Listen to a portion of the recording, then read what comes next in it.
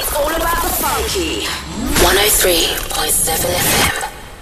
So today with me, I've got Gabby, aka Gift of the Gab. Started Phase Records last year, drum and bass label. Hi Gabby, welcome to Funky Essex.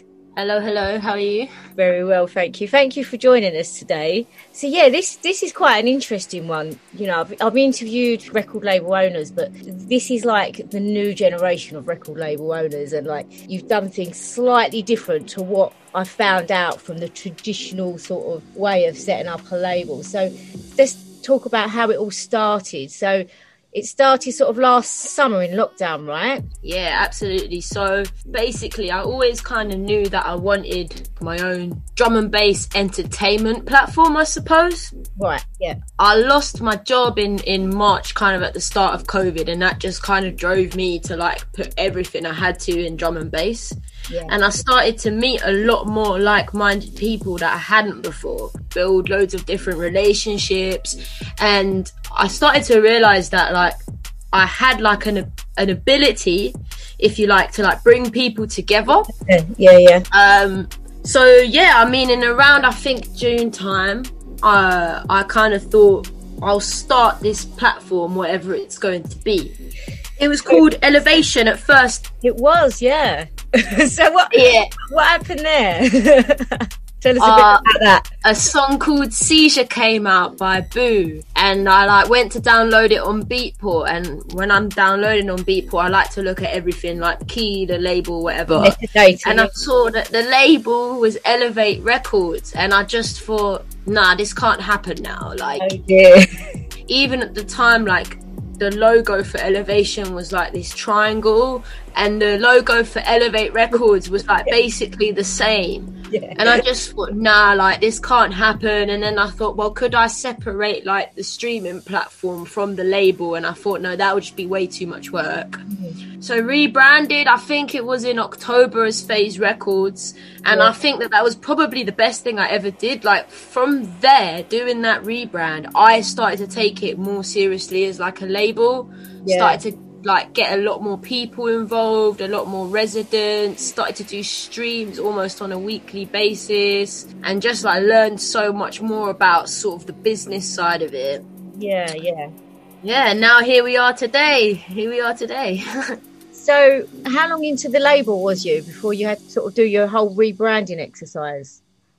I think like maybe like 6 weeks or so. I can't remember. It'd be around when that tune Seizure came out, to be honest. Yeah. Okay. But to be honest, when it first started, it really kind of like the thought of a label still wasn't quite in my head yet. If anything, I wanted it to be a bit like a block-to-block thing. I mean, the reason I called it Elevation was because that's what I wanted to do. I wanted to elevate up-and-comers. I wanted to give people who loved D&B a chance to kind of express that creatively, whether it was artwork, DJing, production. This is why I say the rebranding was a blessing. It's because came Phase Records, but I had direction now, and I knew what I wanted to do, and I can bring out music now and throw events and things like that, and maybe an easier way. Yeah, cool. Okay, so we're going to come on to the music and the events in a bit. I'm quite interested about like the way you sort of started the label. So it initially started as like, if you like, a brand, and it started as like a streaming platform. So in a way, you kind of started advertising your name before you even sort of went full into being a record label, which I personally think is genius, because by the time you do get to like bring your music out, everyone knows who you are already. Would you say that was true? Was that the idea, or did it just sort of evolve like that? I don't know whether like I had a set plan in the way you're saying it. To hear you kind of say it out loud, I actually think, yeah, right, that is probably a really good business plan. I think I love D&B so much, and I love everything that comes with the scene, the community, the love, the way people dress. And I just wanted to be part of that because, to be honest with you, my life was rubbish before drum and bass. Yeah. But in terms of kind of getting like the name like sort of out there, really, I mean, there's definitely people that knew us as Elevation and now support us as Phase Records. So like one sort of a big example would be, you know, yourself, or Premonition, the Premonition Boys, or, you know, somebody a little bit kind of more kind of further into the scene, such as Diligent Fingers. He actually kind of initially inspired me. You know, I watched his Forward Motion show one day and I was like, I want that. I want to talk about music. I want to have a show and people come and watch, you know. And I spoke to him and he told me something. You reached out to Diligent Fingers, yeah? Yeah. For listeners that don't know Diligent Fingers, he's quite a big name in the drum and bass scene. He's a big name on Block Entertainment Radio. He's actually DJ. He MCs and produces music as well. I mean, that was quite a good sort of connection to make. So let's talk a bit about your artists. Like, sure. From what I can see, they're all sort of very individual. They come from different areas of the country. They've got different it's obviously all drum and bass, but they're all different genres. How did that all come about? I think there's an absolute beauty in misfits. And I do, you know, and I've always kind of had that throughout my life. If I looked at groups of friends I have, everybody's so individual. Yeah. But collectively, when we come together, it's beautiful. It's different minds, different opinions, different backgrounds. And I wanted to keep that in drum and bass. But I love all D&B. That's the beauty about going to a festival, is you can be at a minimal set, you can be at a jungle set, then you can go and see like someone like Noisia or Black Sun Empire. And I wanted to have all of that in one label, because if it's about putting out the music I love all drum and bass. Like, I don't just love rollers, I don't just love minimal. So I wanted a group of misfits, because I also think that when you have that, there's potential for everybody to improve way more than if we were just, say, roller DJs. Yep. You know, I think the stuff that we can learn from the Neuro boys that we have in Premonition is fantastic. And then I think that maybe what Premonition could learn off somebody like Ghost Hardware, I think that just all of that together, all the different experiences and styles, will just actually improve us all as artists. So how many residents have you got currently on the label? I think we have about 13, 14 overall. Okay. Do you want to quickly go through some of them and their styles? Yes, absolutely. So as mentioned, we've got Premonition. I call them Dirty Dance Floor. They probably wouldn't like that description, but yeah, it's kind of like quite heavy, quite neuro-y, some dark elements in there. Okay, so they're a duo, right? I think if Dimension and Metric had a baby. Interesting. We've got Ghost Hardware, obviously I mentioned her as well, she's my dark queen. She is unbelievable. I like to watch that girl. Be in front of her and watch that girl spin is an experience in itself. She is insanely talented. She is insanely hardworking. Big ups, Ghost.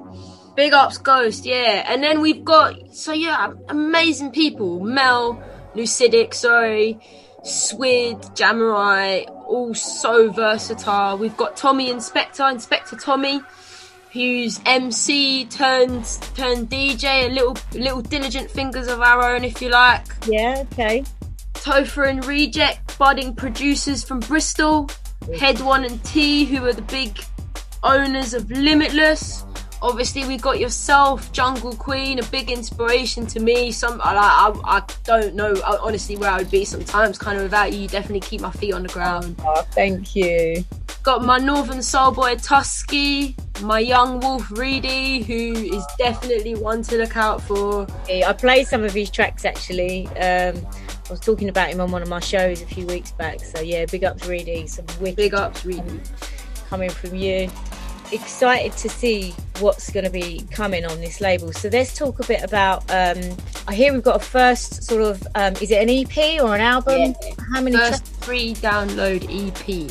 Right, okay. So this is another sort of concept that I think is relatively quite sort of modern, right?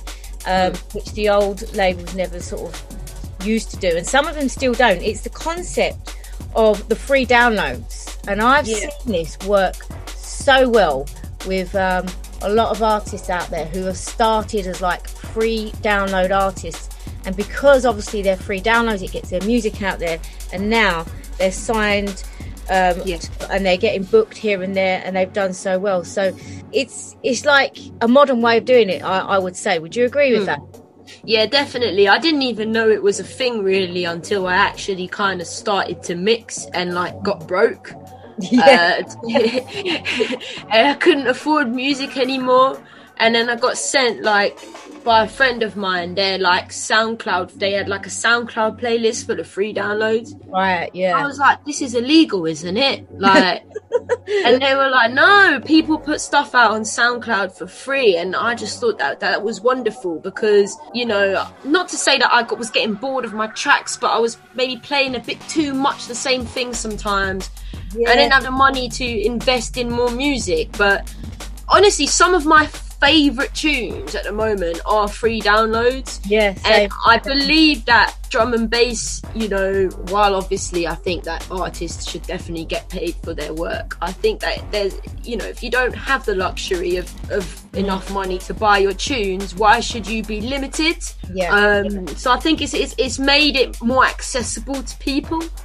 It's kind of like one way that I sort of look at it is like, it's like an apprenticeship for the artist. If you was to do a trade or something or whatever, you need to do a period of your life where you're on very low pay and you're training and you're maybe some people even work for free. I know I've worked for free before, and you have to kind of do that to sort of get noticed and earn the money. And if you do that, the benefits you can reap later on. So a bit about you as a DJ.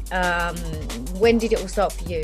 Started off for me as a bit of fun. So I was at university in my third year, and one of my mates, he bought some decks for himself, and I went around his one day, and he basically told me that I had to try because I was a good dancer, and that meant that I'd be a very good DJ. I love that. So there is an element of truth in that, you know, if you've got that rhythm in it. Yeah.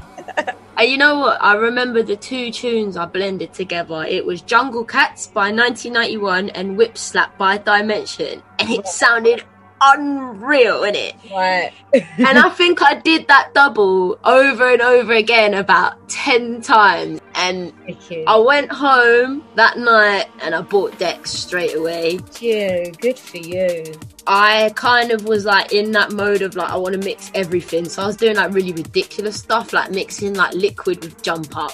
Yeah, you got to experiment, especially. Yeah, I was experimenting, and opportunities kind of came round like really quickly. I did like a lot of streams really early on. I did some streams with one of my friends who MC'd. I did a very bad rough tempo set one time, which humbled me massively. Right. And then I just kind of like from there was just like, no, like I like this. Like I put the effort to actually be good at it rather than mess around, find your sound. How would you describe your sound, like your style at the minute? It's difficult because I'd say I have like two quite distinct sounds. I have like my rollers and my jungle, things like T.I., L-Side, maybe a little bit of Blade Runner, kind of those kinds of sounds. And I have another side to me which is very dark, very minimal, quite techie, but still quite ravey and energetic. I like having those two different sounds. I think lately I've been enjoying a lot more listening to the minimal and dark stuff, so my sets have kind of been swaying that way. Yeah. If I had to describe it, I call it, me and Ghost Hardware have a joke, we call it Badman. Okay. we call it Badman, and what we mean is it's just that grotty, filthy rollers with a little bit of dark. SoundCloud, if anyone's interested in looking up any of your mixes. Gift of the Gab 01. To the Gab 01, there you go. So, what's happening this year then with FaZe? I hear there might be a potential like event coming up. Is that true? Yeah, that's true. September 23rd, a little collab with my buddy Redlaw, who owns Triad. Big ups to him for getting me involved in that. from this whole experience of creating Phase, what's the one best thing that's come out of this? And tell me a big lesson you've learned in the last 6 months. I think the best thing that's come out of it is 100% the family that has just come with it. Like, I have 13, 14 new friends that mean the absolute world to me, genuinely. Whom I trust, whom I believe in, whom I can talk about my favourite thing in the world in, which is D&B. And the biggest lesson that I've learned is just do not let anybody tell you how to do whatever it is you're doing. Because the way you're doing it, unless you're being cocky about it or not the greatest person, as long as you're being true to yourself, that's the right way to do it. And no one can be you better than you can be you. And you will always be the best at being yourself. So I'd say that's the biggest lesson that I've learned, really. Yeah, there you have it. From Gift to the Gab. Be yourself, be true to yourself. Thank you so much for joining us today. It's been a great Thanks for having me. And we look forward to hearing what Phase Records has to bring for the future. Thanks for having me, Shelly. Funky Essex.